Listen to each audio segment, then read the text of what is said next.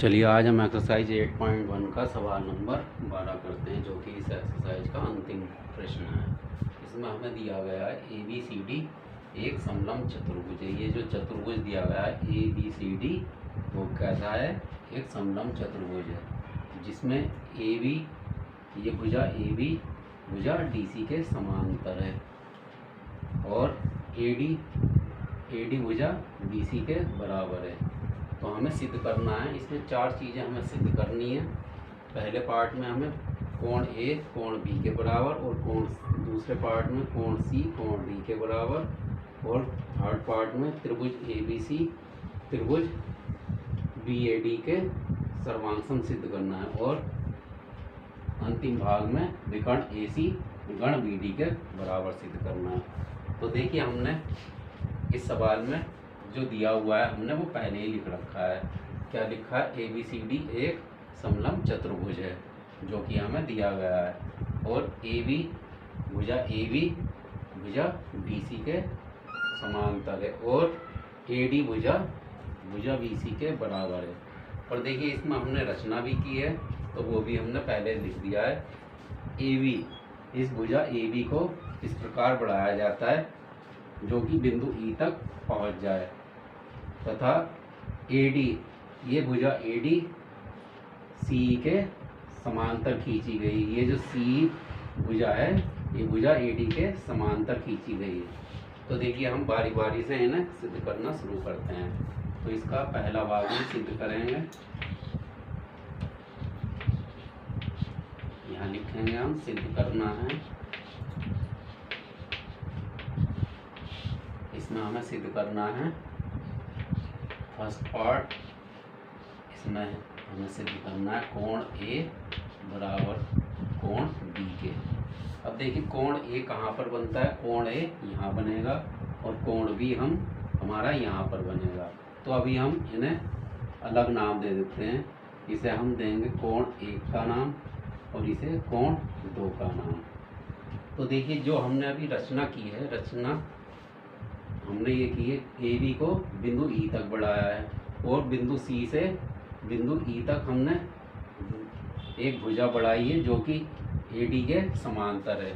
तो यहाँ पर हम क्या लिखेंगे? सिद्ध करना शुरू करते हैं। तो यहाँ पर हम लिख लेते हैं। तो देखिए, यहाँ पर हमें क्या दिया हुआ है? AD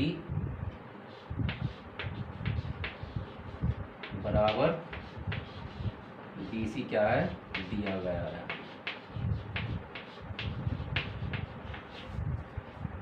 AD किसके बराबर है? BC के। और देखिए, जो अभी हमने रचना की है, तो रचना में हमने क्या किया है? AB भुजा जो कि DC के समांतर है, तो इसी भुजा AB को क्या किया है? E तक बढ़ाया है, और बिंदु C से बिंदु E को मिला दिया गया है जो कि AD के समांतर है। तो इससे क्या होगा? इससे क्या होगा? हमारा AD भुजा समांतर है भुजा CE के, तथा अब जब ये समांतर है तो ये क्या? इसके सामने की भुजा पहले से ही समांतर दी गई है, और वो क्या है? आगे बढ़ाई गई है। तो ये जो DC भुजा होगी भुजा AE के बराबर होगी। तो यहाँ पर हम क्या लिखेंगे? AE बराबर होगा DC के। तो इसका कारण क्या लिखेंगे? ये हमें कहाँ से मिला है? ये हमने रचना की है। यहाँ पर लिखेंगे हम रचना से, जो हमने रचना की है उसके हिसाब से हमें ये मिला है।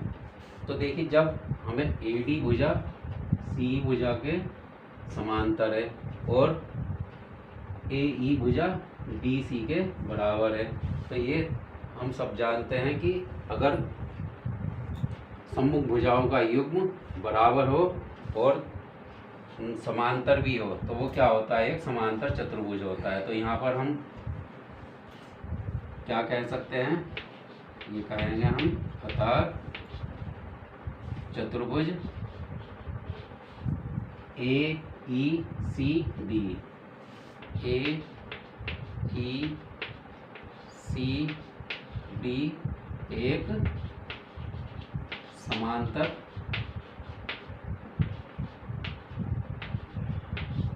चतुर्भुज है। ये कैसा चतुर्भुज है? एक समांतर चतुर्भुज है।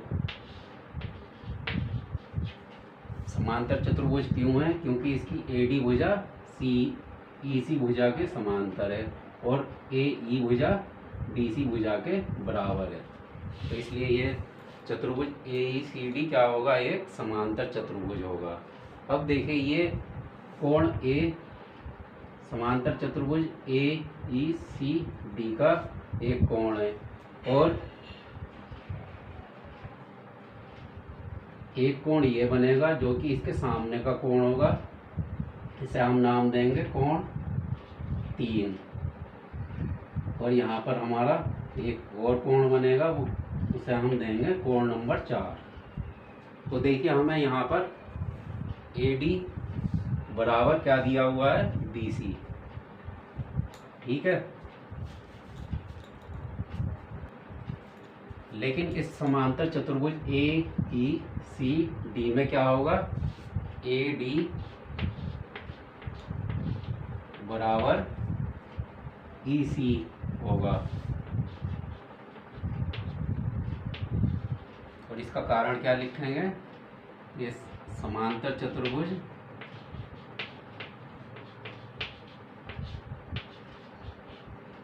AECD की सम्मुख भुजा है। ये क्या है? इसकी सम्मुख भुजा है, इसलिए ये क्या होंगे? दोनों बराबर होंगे। देखिए ये हमें सवाल में दिया हुआ है कि AD बराबर BC, और अभी हमने समांतर चतुर्भुज AECD में क्या निकाला है? AD बराबर EC। तो यहाँ पर हम क्या कह सकते हैं कि BC बराबर क्या हो जाएगा? EC हो जाएगा। तो यहाँ पर हम क्या कह सकते हैं, या हम इसे समीकरण 1 का नाम दे दें और इसे समीकरण 2। तो यहाँ पर हम क्या लिखेंगे? समीकरण 1 व समीकरण 2 से। अब इस दोनों समीकरणों में हम क्या देखते हैं? इनकी लेफ्ट साइड क्या है? AD है, इसमें भी AD है और इसमें भी AD है, और राइट साइड में क्या है? BC है और यहाँ पर EC है। तो यहाँ पर हम क्या कह सकते हैं? अगर हम AD की जगह यहाँ पर EC रख दें तो क्या हो जाएगा? EC बराबर BC। अब देखिए EC हमें बराबर मिल गया किसके? भुजा BC के। अब देखिए इस त्रिभुज, ये अब हमें क्या मिल गई? दोनों भुजाएं क्या मिल गई? बराबर मिल गई। अब ये क्या है? ये त्रिभुज ABEC की क्या है? दो भुजाएं हैं। तो हम ये सब जानते हैं कि किसी भी त्रिभुज में दो भुजाओं के सामने के जो कोण होते हैं वो क्या होते हैं? वो भी बराबर होते हैं। यानी कि भुजा EC के सामने का कोण कौन सा है? 4 नंबर, और भुजा BC के सामने का कोण है 3 नंबर। वो क्या होंगे? वो भी आपस में बराबर होंगे। तो यहाँ पर हम क्या लिख सकते हैं? BC, तो यहाँ पर हमारा पहले EC लिखा हुआ है, तो EC के सामने का कोण है 4, कोण है 4, और BC भुजा के सामने का है कोण नंबर 3, कोण नंबर 3। और इसका हम कारण लिख देंगे, त्रिभुज BEC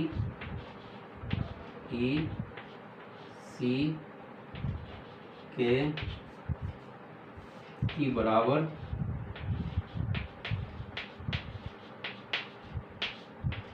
भुजाओं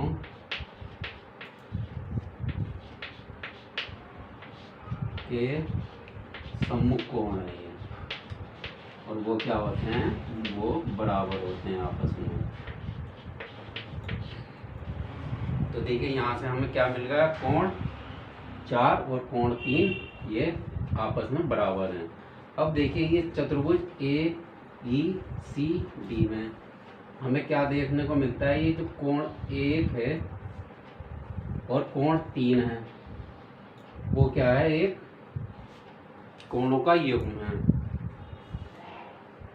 तो यहाँ पर हम लिखेंगे चतुर्भुज ए ई सी डी में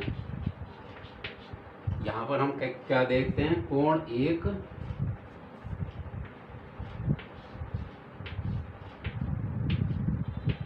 प्लस कोण 3 का योग कितना होगा, 180 डिग्री होगा, क्योंकि चतुर्भुज के 4 कोणों का योग कितना होता है 360 और दोनों आमने सामने के कोणों का योग कितना होता है वो 180 डिग्री होता है। तो यहाँ पर हम लिख देंगे चतुर्भुज के सम्मुख कोणों का योग।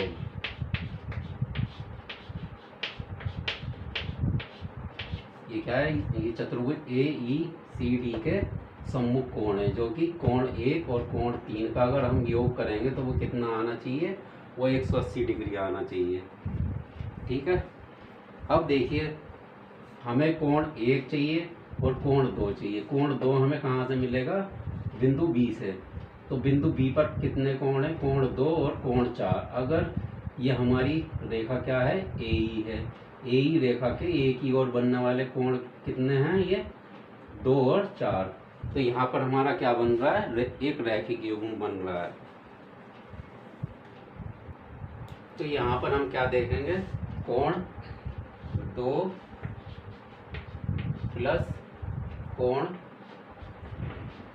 4 बराबर भी कितना होगा, 180 डिग्री होगा। और इसका कारण हम क्या लिख देंगे, यहाँ पर क्या बन रहा है, एक रैखिक युग्म। कारण लिखना बहुत जरूरी होता है, ऐसे ना बोलना, रैखिक युग्म। तो देखिए हम इसे क्या देंगे, समीकरण 3 और इसे देंगे समीकरण 4। तो देखिए हम क्या देखते हैं, समीकरण 3 और समीकरण 4 में क्या है, दोनों साइड क्या है, 180 डिग्री है। तो अगर राइट साइड हमारी एक बराबर है तो क्या होगा, लेफ्ट साइड भी बराबर होगी। तो यहाँ पर हम क्या लिख सकते हैं, कोण 1 प्लस कोण 3, इस 180 डिग्री की जगह हम क्या लिख सकते हैं, कोण 2 प्लस कोण 4। तो हमें इस तरह क्या मिल गया, कोण 1 प्लस कोण 3 बराबर क्या मिल गया, कोण 2 और कोण 4। देखिए अभी त्रिभुज BEC में हमने क्या निकाला है, ये हमने निकाला था EC भुजा किसके बराबर थी, भुजा BC के। तो यहाँ पर हमने क्या निकाल दिया, जब बराबर दो भुजाओं के सम्मुख कोण क्या होते हैं, वो भी बराबर होते हैं। तो ये कोण 4 बराबर किसके है, कोण 3 के। तो यहाँ पर हम इसी चीज़ का फ़ायदा उठाएंगे और इसी को हम इस्तेमाल करेंगे।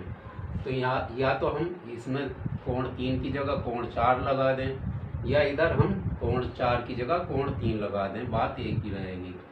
तो यहाँ पर हम लिखते हैं कोण 1 प्लस कोण 3 की जगह हम कोण 4 लगा देते हैं, जो कि यहाँ से लिया है हमने, प्लस 2, और ये हमारा ऐसे ही रहेगा क्योंकि दोनों साइड हमें बराबर एक चीज़ चाहिए थी। अब देखिए कोण 4 इधर भी है, कोण 4 इधर भी है, तो इससे क्या करेंगे, ये कट जाएगा। तो यहाँ पर हमारे पास क्या बचेगा, कोण 1 बराबर कोण 2।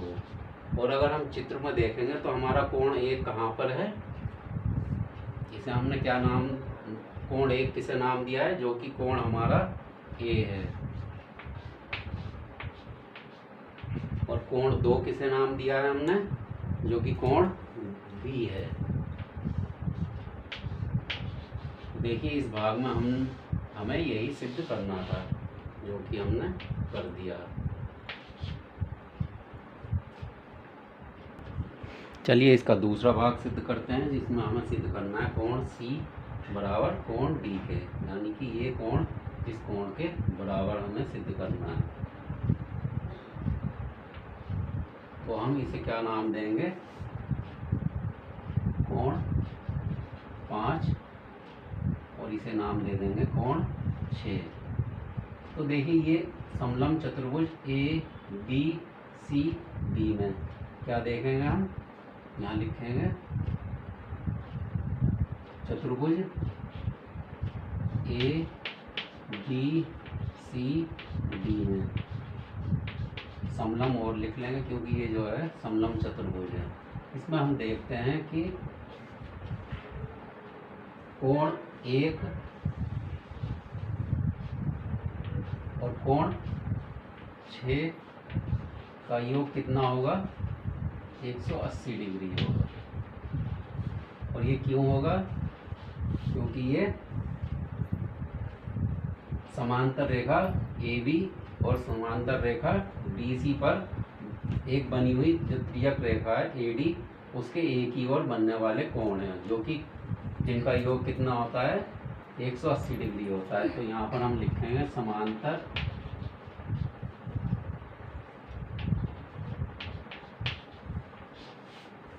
चतुर्भुज की त्रियक रेखा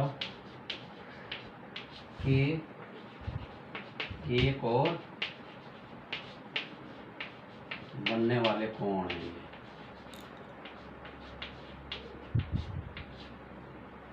तो उनका योग कितना होता है, ये त्रियक रेखा AD है, त्रियक रेखा AD की एक ही ओर बनने वाला कोण 1 और 6 है। तो ये कितना होगा, इनका योगफल 180 डिग्री होगा। और इसी प्रकार क्या है, ये BC भुजा भी इस पर भुजा AB और भुजा DC पर क्या काम करती है, एक त्रियक रेखा का भी काम करती है। तो यहाँ पर भी हम कह सकते हैं कि कोण 2 प्लस कोण 5 बराबर कितना होगा, 180 डिग्री होगा। और इसका कारण क्या लिखेंगे, जो यहाँ पर है।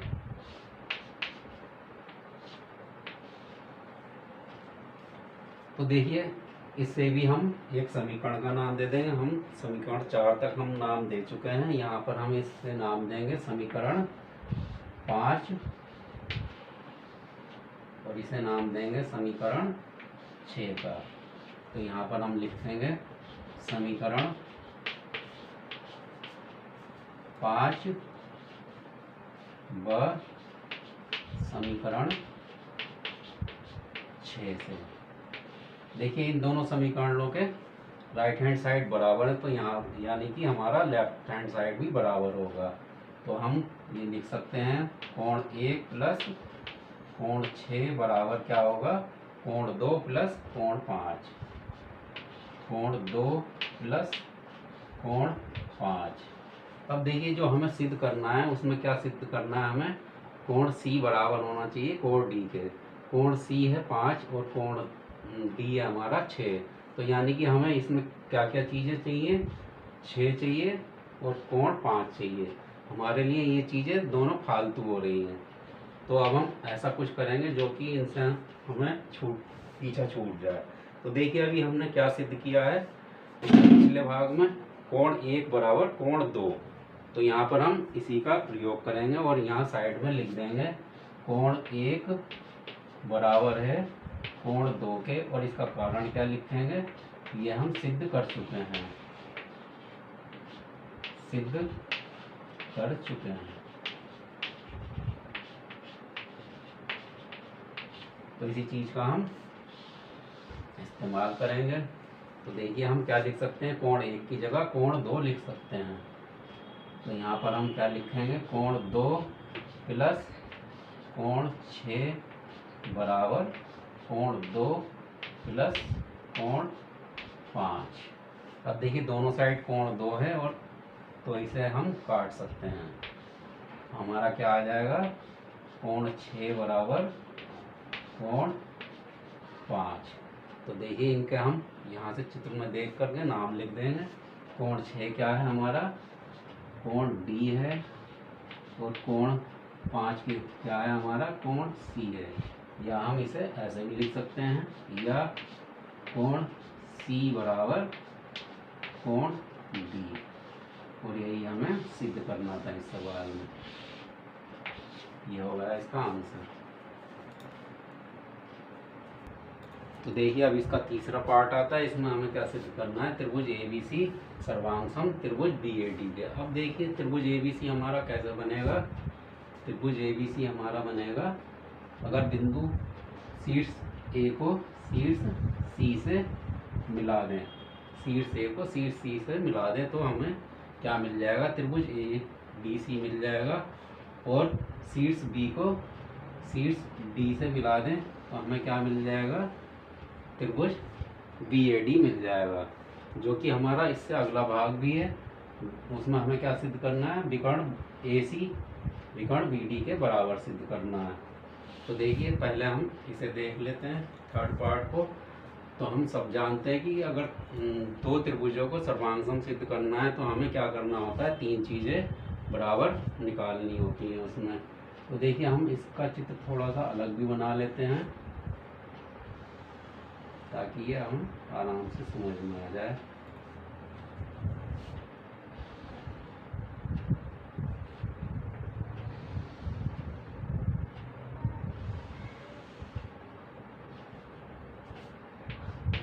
A B और ये हमारा शीर्ष आ गया हमारा D, और ये है हमारा AB ही रहेगा क्योंकि ये दोनों में उभयनिष्ठ है, और ये आ गया हमारा बिंदु व शीर्ष C।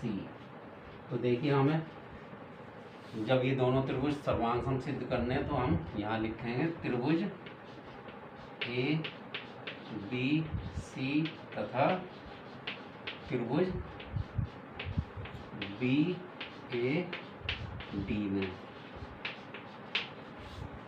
ये हमने किस लिए लिखा है, क्योंकि हम इन्हीं में बात करेंगे और हम तीन चीज़ें बराबर ढूंढेंगे इसमें। तो सबसे पहले हमें क्या चीज़ मिलती है, सबसे पहले मिलेगी हमें भुजा AB।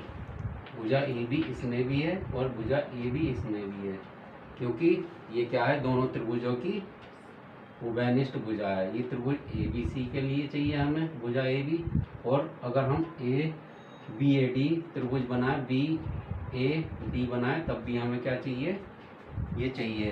तो हमें क्या लिखेंगे यहाँ पर, AB बराबर AB, और इसका कारण क्या लिखेंगे, ये क्या है, ये उभयनिष्ठ भुजा है। ये उभयनिष्ठ भुजा है तो ये क्या होगी, दोनों त्रिभुजों के लिए बराबर होगी। अब देखिए ये वाला कोण और ये वाला कोण, अभी हमने क्या सिद्ध किया था, कोण A किसके बराबर सिद्ध किया था, कोण B के। तो ये त्रिभुज ABAC के लिए कोण है, कोण A बराबर होगा इस दूसरे त्रिभुज ABC में जो कोण B है। तो इसका कारण क्या लिखेंगे, ये हम सिद्ध कर चुके हैं, सिद्ध कर चुके हैं, क्योंकि ये फर्स्ट पार्ट में हमने कोण A कोण B के बराबर सिद्ध किया था। देखिए हमें दो चीज़ें मिल गई हैं, अब हमें तीसरी चीज़ और चाहिए। अब देखिए ये समलम चतुर्भुज ABCD में क्या है, ये भुजा इस भुजा के बराबर हमें सवाल में ही दी हुई है। तो ये AD भुजा किसके तो ये यहाँ पर हमारा C बिंदु नहीं है, D है। ये AD भुजा किसके बराबर है, भुजा BC के। AD भुजा किसके बराबर होगी, भुजा BC के। और ये क्या, हम इसका कारण देंगे, ये क्या दिया हुआ है हमें पहले से ही सवाल में, इसका कारण हो जाएगा दिया है। तो देखिए हमें इन दोनों त्रिभुजों में तीन चीज़ें बराबर मिल गई। ये क्या है, ये भुजा है, ये क्या है, एंगल है, और ये क्या है, ये भुजा है। तो इस प्रकार हम क्या कह सकते हैं, त्रिभुज ABC सर्वांग सम है त्रिभुज BAB के। और इसका कारण क्या होगा, SAS सर्वांग समता का नियम।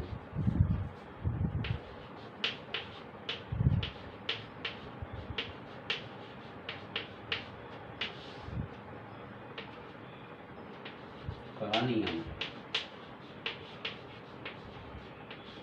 ये देखिए ये भुजा, ये बीच में एंगल और ये फिर हमारी भुजा, तो इसलिए यहाँ पर क्या सर्वांग समता का नियम लगा, SAS। तो देखिए इसका जो चौथा भाग है, तो देखिए इस प्रकार ये क्या हुआ, ये तो हमारा हो गया सिद्ध। और इसका चौथा भाग भी इसका ही एक हिस्सा है। देखिए इसमें क्या है, विकर्ण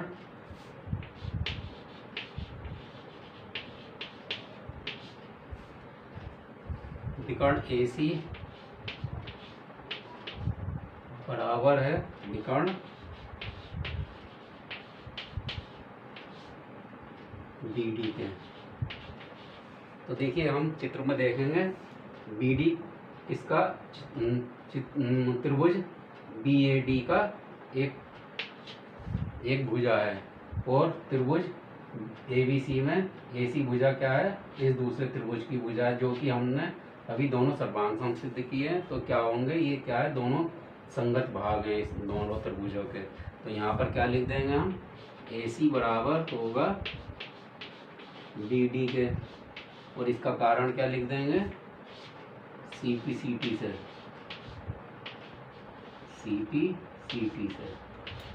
क्योंकि सर्वांग सम त्रिभुजों के संगत भाग भी क्या होते हैं, बराबर होते हैं। तो इस प्रकार क्या हुआ, ये भी हमने बराबर सिद्ध कर दिया। इस वीडियो में इतना ही, अगली वीडियो में हम अगली एक्सरसाइज लगाएंगे। धन्यवाद।